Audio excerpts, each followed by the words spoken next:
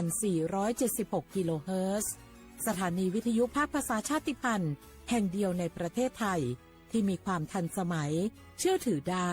สร้างอัตลักษณ์กลุ่มชาติพันธุ์สู่สากล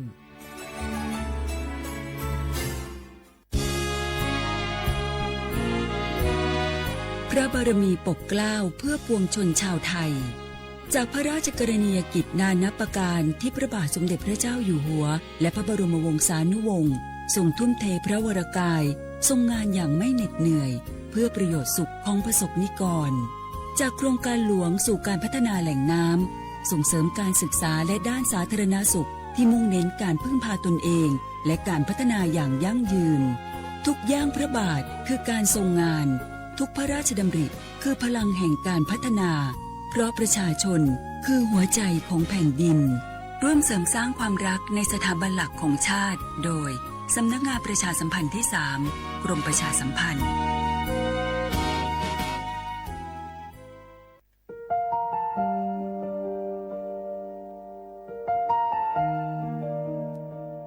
ขอน้อมเกล้าถวายอาลัย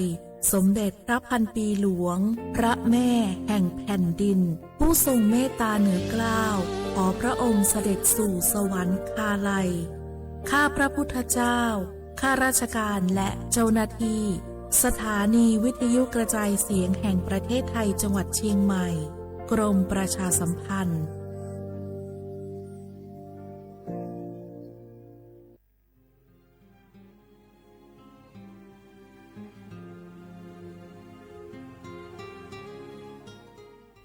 This is a moment of profound grief for the Kingdom of Thailand. We,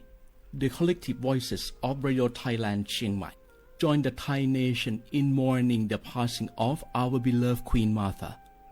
Her Majesty Queen Sirikit. Her life was a testament to the unwavering service, grace, and deep love for the Thai people. Our humble condolences and thoughts are with His Majesty the King, the royal family, and all the Thai people during this deeply sorrowful time.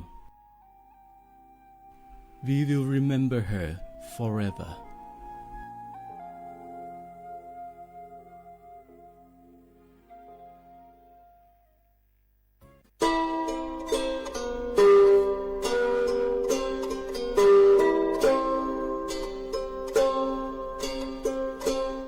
เปิดปลากระเจียวโคโพเปิดปลากระลือปลากระยอสู่หากอสาหากอตาเชกตอเลจอปามโมสาสมูลอพีตาดิยอผาแกเปิดปลากระลือปลากระยอดิยอผาแกบะจอปามโมโดกระเตอลอ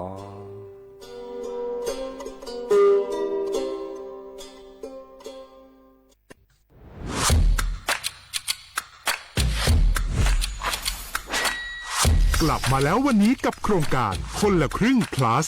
รัฐออกครึ่งประชาชนออกครึ่งช่วยเศรษฐกิจไทยหมุนเวียนเติบโตถ้าเราช่วยกัน plus ต่อยอดให้เศรษฐกิจไทยเติบโตอย่างยั่งยืนด้วย5 plus plus ที่ 1 เพิ่มช่วงอายุผู้เข้าร่วมโครงการจาก18 ปีเป็น16 ปี plus ที่ 2 เพิ่มวงเงินใช้จ่ายจาก150 บาทเป็น200 บาทเพิ่มพลังซื้อของประชาชนเพื่อกระตุ้นการหมุนเวียนในระบบเศรษฐกิจฐานรากลดภาระค่าครองชีพ plus ที่ 3 เพิ่มสิทธิพิเศษด้วยการดูแลผู้ที่อยู่ในระบบภาษีให้ได้รับสิทธิพิเศษมากขึ้นเพื่อสร้างแรงจูงใจให้ทุกคนร่วมอยู่ในระบบอย่างโปร่งใส plus ที่ 4 เพิ่มโอกาสให้นิติบุคคลขนาดเล็กเข้าร่วมได้ให้ธุรกิจเติบโตเป็นกำลังสำคัญของเศรษฐกิจไทย plus ที่ 5 เพิ่มทักษะใหม่เพื่อพัฒนาให้ร้านค้านำความรู้ใหม่ๆมาช่วยเพิ่มยอดขายลดต้นทุนเรียนรู้เติบโตและปรับตัวไปกับเทคโนโลยีใหม่เพื่อสร้างเศรษฐกิจที่แข็งแกร่งจากคนละครึ่งสู่คนละครึ่ง plusไม่ว่าจะสั่งข้าวคนละจานชาเขียวคนละแก้วขนมเค้กคนละชิ้นหรือหลายๆชิ้นก็ใช้ส่วนลดได้ทันทีสูงสุดวันละ200 บาทแถ ถมใช้กับฟู้ดเดลิเวอรี่ก็ยังได้สำหรับประชาชนไทยอายุ 16 ปีเป็นต้นไปสมัครรับสิทธิ์ผ่านแอปพลิเคชันเป๋าตังวันที่ 20-26 ตุลาคม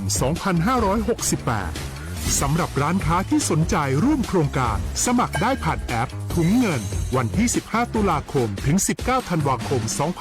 2568 แล้วเตรียมพร้อมรับลูกค้าจากทั่วประเทศเพราะนี่คือโครงการที่คนไทยทุกคนช่วยกัน plus เพื่อให้เศรษฐกิจไทยโตไปพร้อมกัน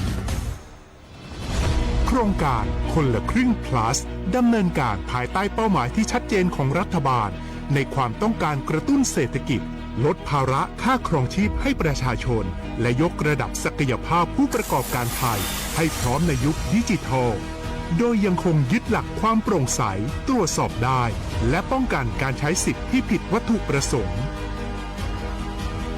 คนละครึ่ง plus เพิ่มพลังเศรษฐกิจไทยพร้อมโตไปด้วยกัน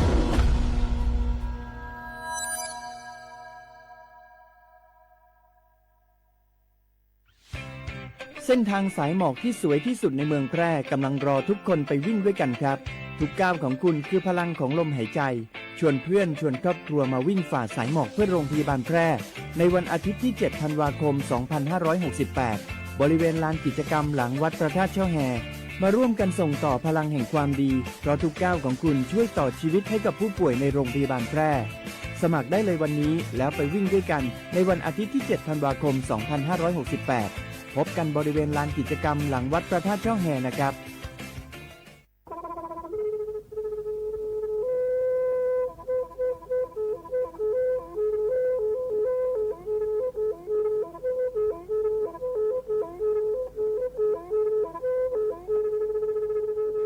มือนี้มือซอเลอะวันที่ 29 ตุลาคมนี่คิกระโทษแซกซาคือชิญิลาปุขีเนเนาะปาแก้คนน่ะมีเวลาเลือกคณะรัฐมนตรีดอเวดาเห็นเมื่อเลือกปาซึดแลเกตากิตาเกบาคาคือเลือกปากุปัญญอนเลอตึกแก้ดิปาจดแต่โพบาเฮโอเลทีละก่อเฮโอเลก่อจดแต่พาซิลีแต่จากคอนเลือที่ก่อตามลอบพิกะอักเวลอเวดาเลมาตรา 17 แห่งพระราชบัญญัติคนเข้าเมืองพศ 2522ดิสอบการเลเฮลเลกอจเตซิลีก็ขอในบลานเนเนเมบาซาเลกเชลิเชจาและขีเนอแควเลอบากิบาเกเลนกแกทอปาจเตโพเนเนเลเซตจากคอเลที่ก่ออาตามลอบพิกะอาหินแควปากอเลมาตรา 7 ทวิแห่งพระราชบัญญัติสัญชาติพศ 2508ดินาโคเนตากาเลเฮโอเลกอจเตวีลิจาโตดิบาตะเก็บกจเตโพดิบาบาชาแฮอุเพลโพนโพเสรพาเนนเกเคแกเลปากอยดาสัญชาติไทยคอมยูเลเก็บกจเตโพเสแลอจาสิกบาตลอติลอแชเลเวบอกอติต่อขอและกอยดาสำนักบริหารการทะเบียนกรมการปกครองมิเตเมบาเลนตากาโอเลเวกาเคลื่อนตาและเชิดทอนลินจ่าแพ้เลตลอดตัดและอำเภอเลื่อนก็จากอุดรเนตาเชิดตอนเลือปัดดุวับกาตาพิษตามมาในเวลาราชการอัตเวดาดินเนาะ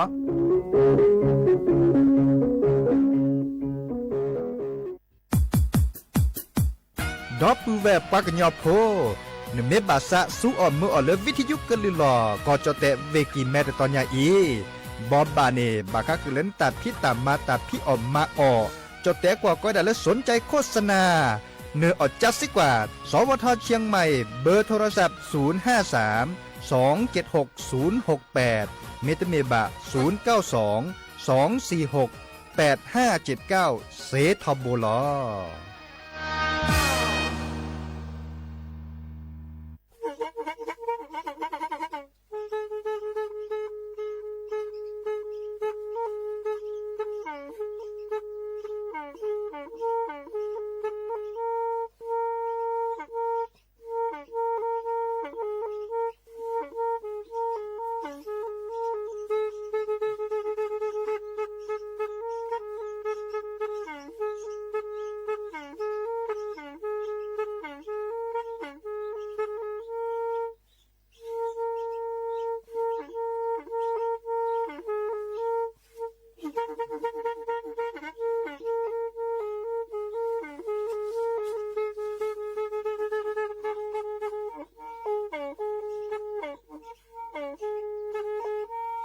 แทอีวิทยุกลือหลอก็จะแตะเวกีแม่ตะกะโทนลุยกะจานยี่ชื่อคือกิโลเฮิรตซ์ตาเชอกระต่อเปอปากระหลือปากระยอกหลอก ตืออีสู้อเมญาเปก็เห็นเหล่านั้นและตาสูมือซ้ำมือตากระเจาะตาแลกแก็บดึกแก็บโผล่และติเลื่อนนกอ อัตโคเนและกนาหลอเจอบาค่าคือตาซุมือซ้ามือสก้อเนาะ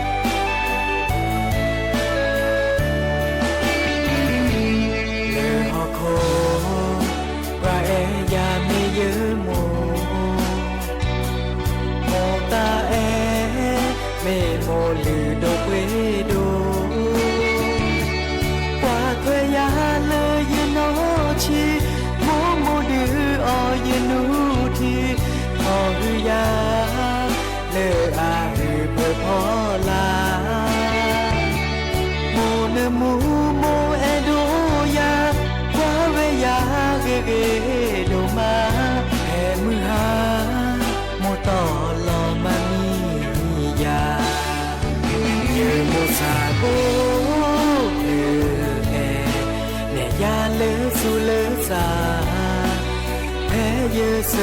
บาจูบาชาพิสจูนายโมโมเฮชนายตาเตโอทองโบเลข้าวีโมตาเกโตโอตนีเลยยนอบาเฮยพือเสนอเยดากาเอยาโดโดเมยโมโม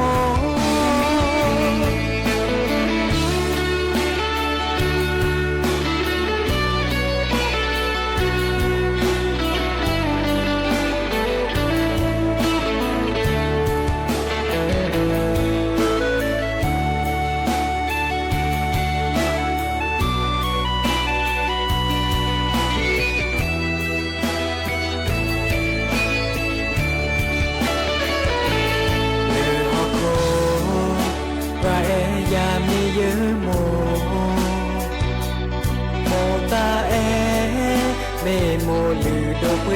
โดกว่าเธอยาเลยยนอชีโมโมดือออยนูทีพอหือยาเลออาหือเพื่อพอลาโมเนมูโมเอโดยากว่าเวยาเกเกโดมาแค่มือหาโมต่อรอมันเยโมซาโอเลเอเนยาเลสุเลซาแพ้เยเสบาจูบาชาวิสจูนายโมโมเฮชนายตาเตโอทองโบเล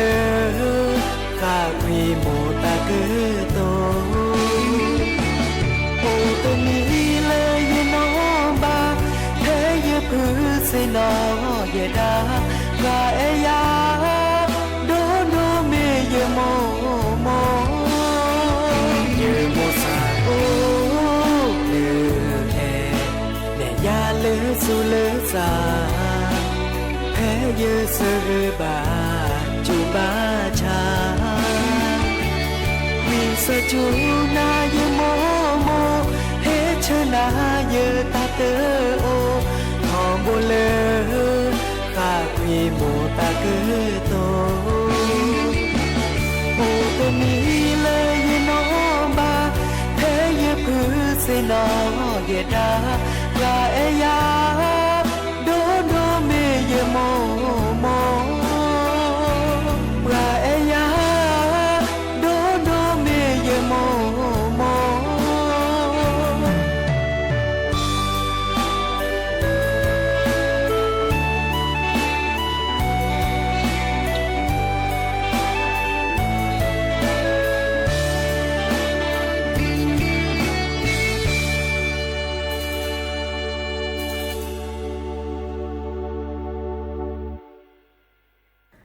โอมือชอปเปอร์ดอกบือแหวมือราพาตีพือพีก็ราบาตุกอลซาเดียาพอโมลาวารัญญาไฟแพโรดแพลวิทยุกลือลอกระจแต่เวกีแม่สวทเชียงใหม่ต่ออีนอกกันนาดอกปลากว่าดอกปลาเซแพลวิทยุคลื่น AM ตะกะโทนลุยกยานนุ้ยคือกิโลเฮิรตซ์วิทยุโคกที่วัดจันทร์ FM 103.50 เมกะเฮิรตซ์วิทยุพบาโค FM 104.25 เมกะเฮิรตซ์ออนไลน์ต่อคอลเลอร์แฟนเพจ Facebook สวทเชียงใหม่ AM 1476 KHZ เนาะโอแกสกอลซาตาชกตอคอควินารีและตือเลอร์อนาริตชีฮาละคอปาคือนารีและตือเลอร์นุยนารีแม่เมตาชกตอไกอีเนซิตเนแฮตุลอคอเชอร์บุพอยโพซิโซโดวาเนาะเมื่อจากคือออทอตากุบากุเซตาซุมุซามือเมื่อเลือกเกลตาเนาะดินิจานีโอแกสกอลซาเนาะกันนาตากุบากุเซนะตาซุมุซามือและกยอกยอเนาะดินิจานีอาตุโคเตแค่กอกาลสตาเปอีและกันนาดอตาซุมุซามือเลิกกะเคอเนาะ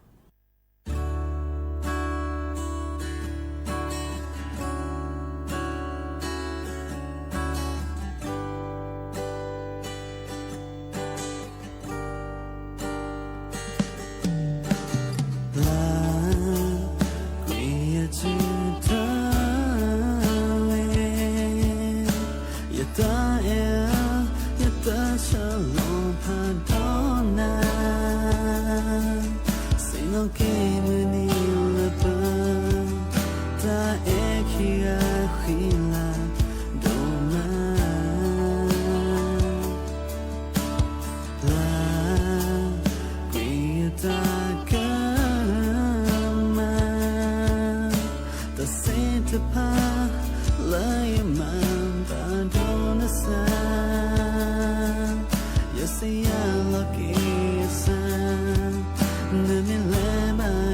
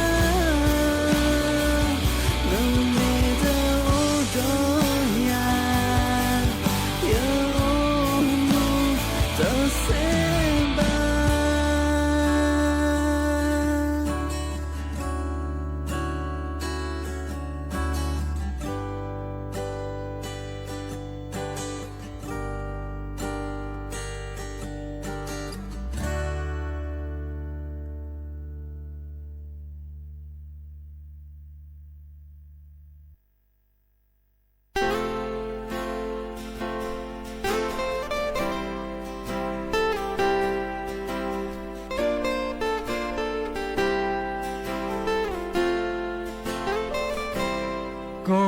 มือนี้เลอแลปุกวีเมมือนี้หรือดกเวโดตามีชอเจอแลอาสาเลอปกอมาเตอเซเลเชื่อเกอต่อบาลีเลอเปแวคิกาเปกบาแต่ลอเปสาตาวีเมแวเปเตอนาเปลอสาแต่แอนี่แลเสือก็จะเซโอ้ว่าเลอเนอแออเจอกันนี่เจอมียายาสายเนชาเวโดอาตาแต่โอดีอาเอดอดูเสียนามิเนซาเกมาเกดีแล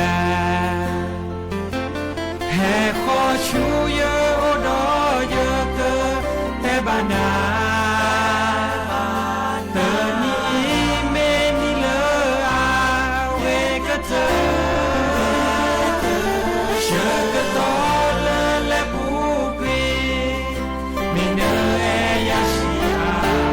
เนมาเอยาเนซาชู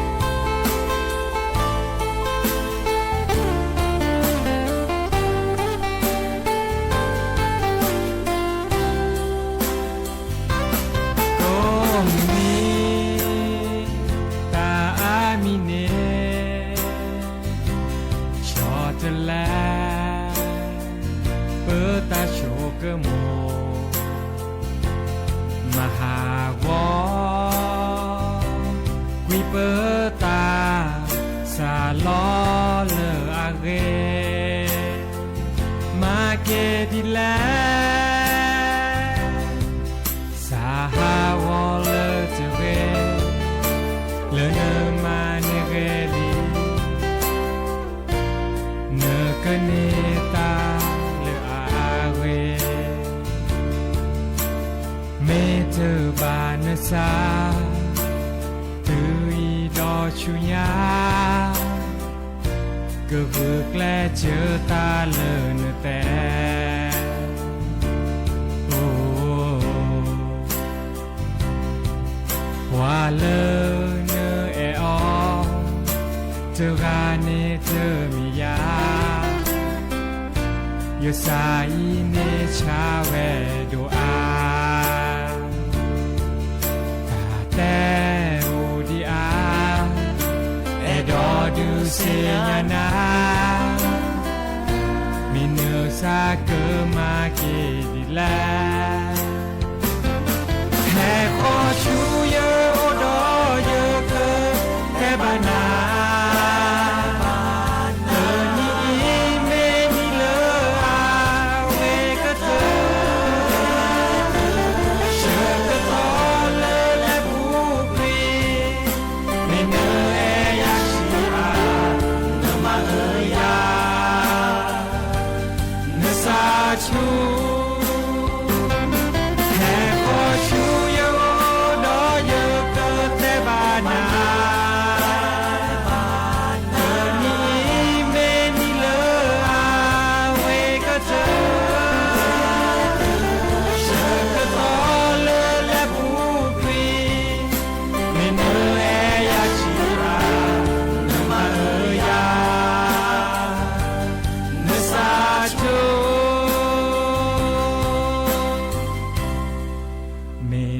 โชโมดีแล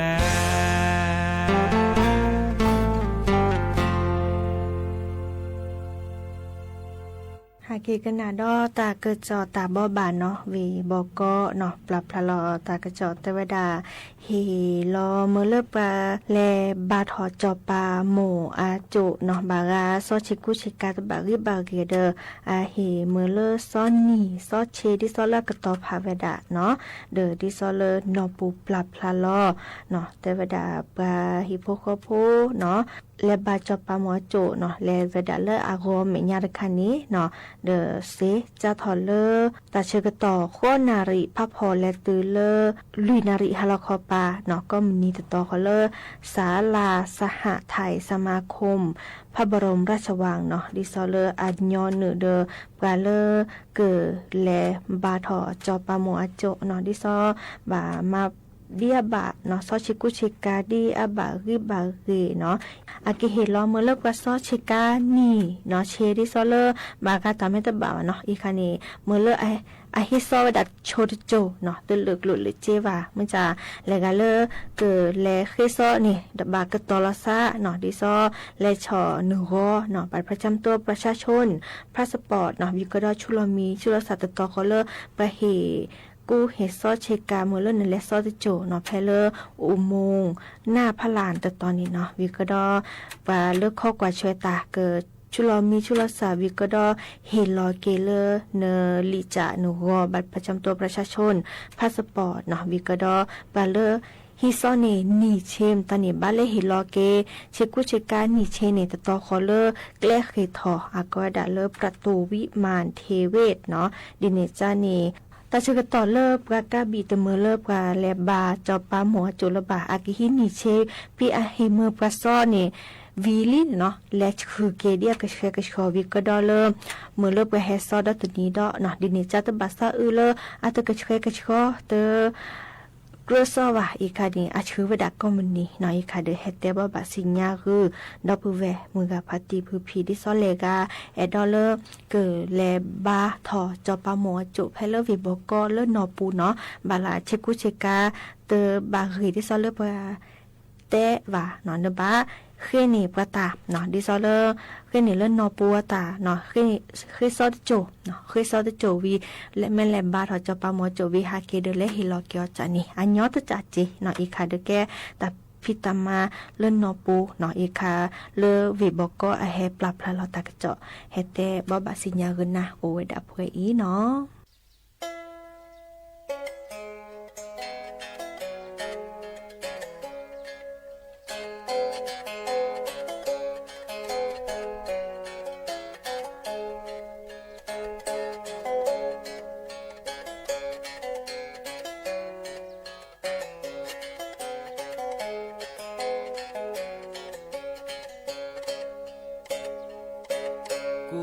ก็ย่อย่อโอทอแต่บลอเลวขี้กาที่ปราดอละมอตอกะยะตาเมื่อปราสาเชตเรมาเจมาเขตูงาเลตาโกกลาที่บาเลตามานามาแวะขี้กาละก็ย่อวิสาจูนาเนบายาปะกุตเสทอปราพาจิลิเจละโกละเจตอาเดบาแฮเกมือหาเนดานสะทอยาตาลิกโลจอเตมาบานอเดมือกนาเจมอมาตาเบทีเลนนี่เนกะยะตาโอชูเคลกะเฮเยบาแกปรากะยอปะบาเอลปะสาบาคาเลตาเพตามาคุลปะสามาแลสุญาอิสุญาที่บาเกเลตาบอตาญอเกิดทอละปรากะญอกูเกยอยอเกแกเปแวเป ตาแฮวีเมโอเลตาสากะยอมาเดอกะยอกะยอตะกะบ่ปรากะโอเตบลอ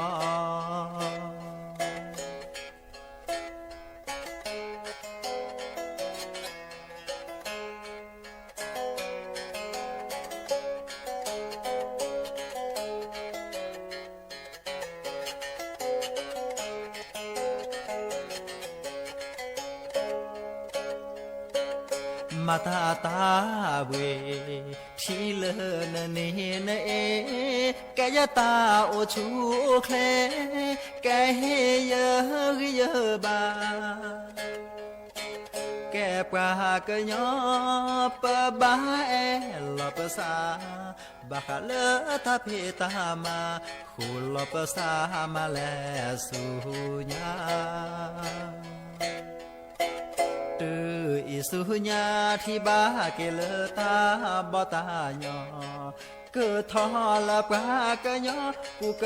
ยอยอเกแกเปแวเปตาเฮวีเมโอเลตาสากะญอมาเดอกะยอกะยอตะเกบ่ปรากะโอเตบลอมาเดอกะยอกะยอตะกะบ่ปรากะโอเตบลอ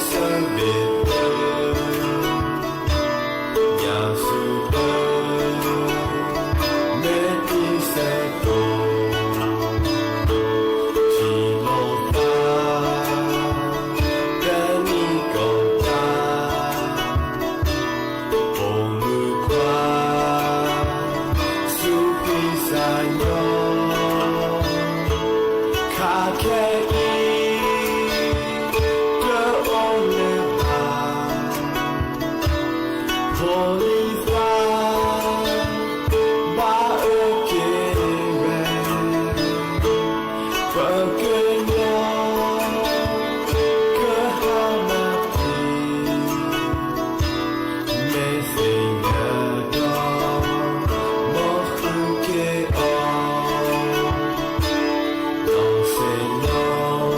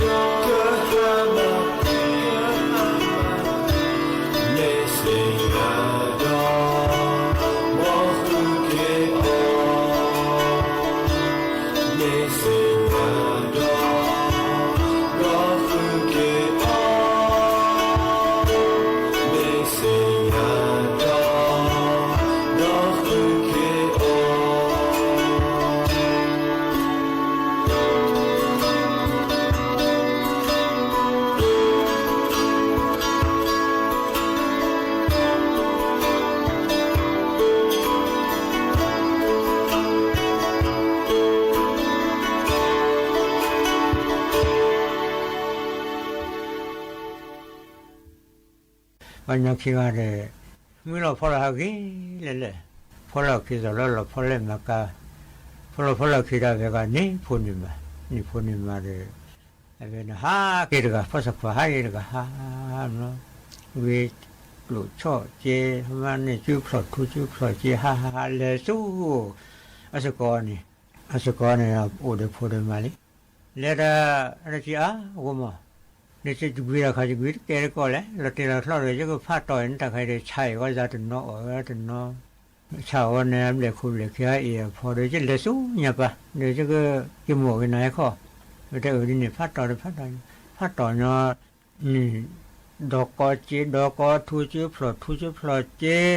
แท้ทุเทเจเนี่ยฟาดต่อยอะไรเนี่ยนั่นเนี่ยเดี๋ยวเราขอเลยแต่ลาตัวเปลือกที่นี่ตัวเปลือกสกอร์ว่าหาเนี่ยว่ามาเสียลิกาอีเนี่ยตะเกียเราเลยชาเลยแต่เลยเราแต่เหลือไปเนี่ยแต่คุยเราคนนั้นเหลือไปเจ้าเลยมาพี่เหลือไปเราพระเรากูมองตะคันชาลับเลยว่ากูมองแต่เขาได้จะชาได้เสียด้วยชานี่โดนเนี่ยเชื่อจะพัดจู่แล้วจะจ่อไปเลยเนี่ยเราสกอร์ได้จู่อันนั้นเนี่ยว่าแล้วตัวเล็กเจี๊ยบสิ่งมาจู่เจนแต่จู่เราเว้ยมาเสียนั่นแหละวันนี้เนี่ยเขาจิตตาเขาเนี่ยจะไม่ว่าหนูพ่อไม่ว่าจะคิดอะไรเจริญวันนี้คนพ่อเนี่ยพ่อเนี่ยพัฒน์คิดเนี่ยหาวันนี้แท้ต่อนี่กูนี่สอหามันนี่กูนี่สอแล้วก็พ่อเนี่ยหาเราเว้ยนี่เว้ยละแต่หากเว้ยเลยเราเว้ยเนี่ยหาเดี๋ยวพูดด้วยเนี่ยอุณเนี่ยดาพี่มันเนี่ยดาพี่เนี่ยสิ่งเล็กขอบรู้สุนู่นนี่ป่ะละอุณเนี่ยเขาจะดาพี่มาอุณเนี่ยดาพี่เราเล่ขอบรู้ละมั้งเลยรอที่ทำอะไรกูมาเรื่องนี่กี่เว้ยเลยพูดละno problema niente haจะคิดจะสาวเปล่าชั่วโมงนั่นแหละข้าจะสาวกว่ารีบจะจุบชอนพวกนั้นนี่มาคิดเสียเลยนั่นเราเดินฝากเงี้ยลีกจัวไปได้ทิ้งเนาะข้อแล้วต้องมีชาวนั่นอ่อนเลี้ยที่คนนั่นมาจากเลยลีเนี่ยต่อไปกันยอไปไปกันยอต่อนะฮะจ้าก่อนเนี่ยนะอะไรกูมองเนี่ยแต่นะฮะจ้าก่อนเนี่ยนะฮะจ้าแล้วก็นุทนาทอเนี่ยแต่ลีว่าชัวแต่จีชอบมาเสียใจแต่พอพอดูว่าโอ้ยสุอุสาวจริงเลยนะฮะจ้าเนี่ยแต่นี่สุกรจะสุกรว่าเย่ฮะกูจะพอแต่ละลีชัวนี่มาตัดสีฟลอยเขาเนี่ยมาเยอะเลยจะเลยชาวเนี่ยมาตัดสีฟลอยเกลือที่เกลือเลยจะเลยแต่ละดิชัวนี่เนี่ยเอาไปเนาะเจ้นี่ใครบ้างที่สัญญาเด้มันได้เนี่ยนี่สกอร์เนี่ยคนที่เขาลงเนี่ยนี่ฟิสเอาขึ้นเนี่ยมาดีหรอฟิสเอาขึ้นเนี่ยเพื่อเลี้ยงขึ้นเกี่ยวขึ้นเวลาเป็นนี่พูนมาเวลาที่นี่พูนมาเนี่ยฮะเลี้ยงกันนี่เวลาฮะให้ฟัดต่อยเราเลยก็จุดพลอดเจกูชดทุกคนชัวเจจุดพลอดเจนี่พ่ออย่าเว้ยว่าจะสร้างกุยเกล่ะพ่อมือไปชายเดี๋ยวไปชาเลยนี่ดูนี่ชี้หรอเดี๋ยวไปชาเลยว่าแต่เลิกกุยเลิกเดี๋ยวฮักเกี่ยวเราพอไปชมแล้วหามีซีเรียเลยฮักเกี่ยวเราพอแต่ตัวอุ่นมีเลยเดี๋ยวไปจีกูเลยจีอ๋อเลยเดี๋ยวจะจีน่ะน้องมีจีเดี๋ยวเราจีอ๋อเลยเดี๋ยวอ๋อเนี่ยมาเสียเลยมือพูดนะพ่อไม่ไหวก็คือตัวหาคู่ว่าคู่หาคู่นี่ว่าคู่สอนนี่เพื่อหล่อเดี๋ยวหาได้ว่าแต่ร้านลิจูมันดีนี่เขาเนี่ยดีเขาว่าคุยกันแล้วจุดพลอนนี่จะได้ลิให้ใช้ได้ตั้งนานเราคุยกันแล้วจุดวิเคราะห์พลอนจุดพลอนเจ้าเราคุยเราคนนี้เพื่อท่าพอเล็กเว้ยกันเลยนี่ก็เจอเราที่นั่น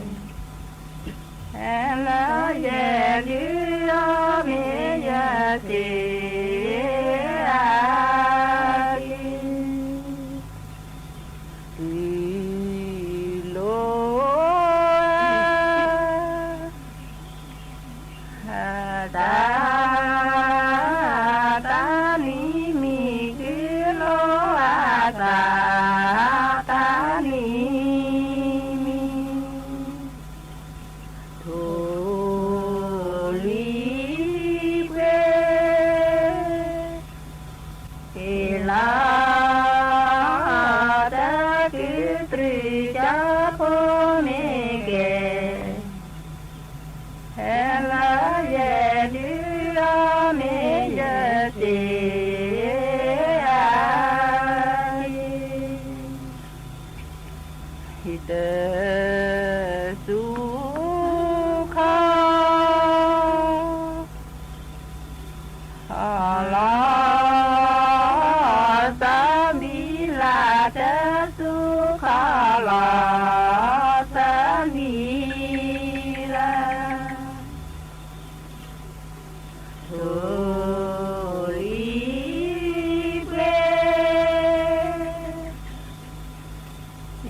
la da ku tru ja po me ke era ye lu a me ye ti a ji ja gle ka ku na ta ja gle ka ku na ta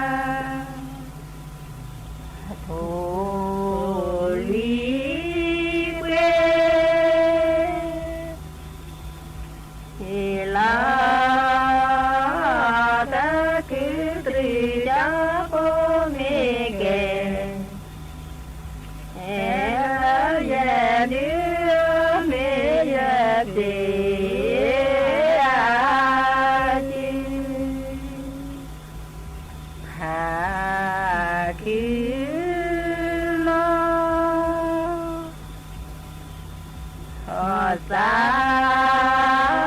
ba u la ku na sa ba u tu li que la ta ku tri da po me ke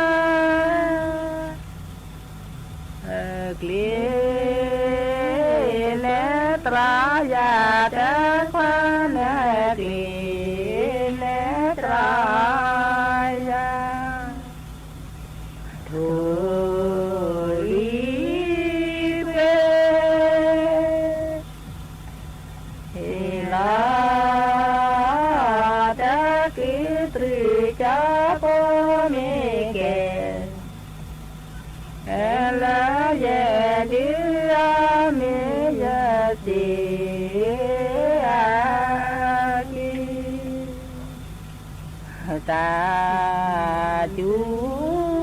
ta bố nó về ta chú ta bố nó về thủ lý quê la ta ki tri cha po mi ke la ya li mi ya ti a ti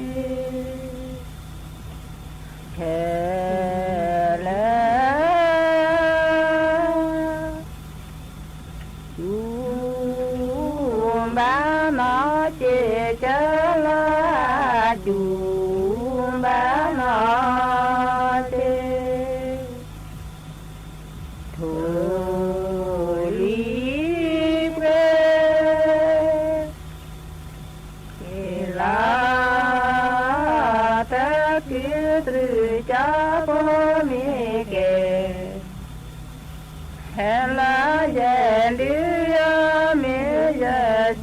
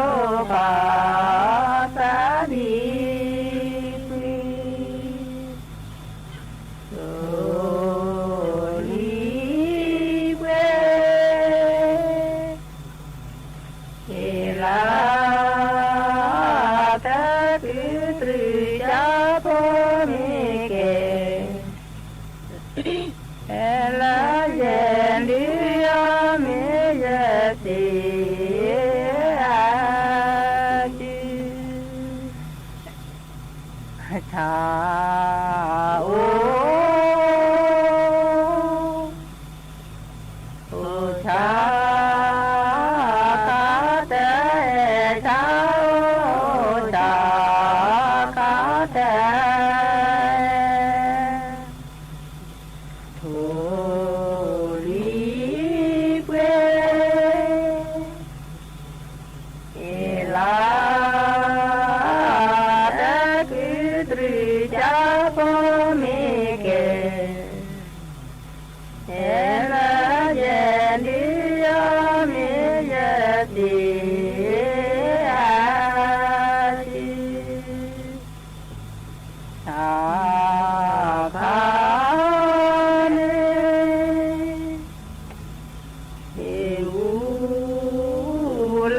cho kênh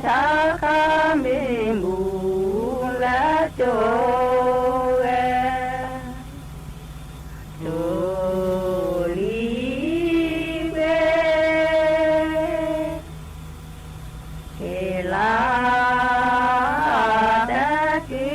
để không bỏ lỡ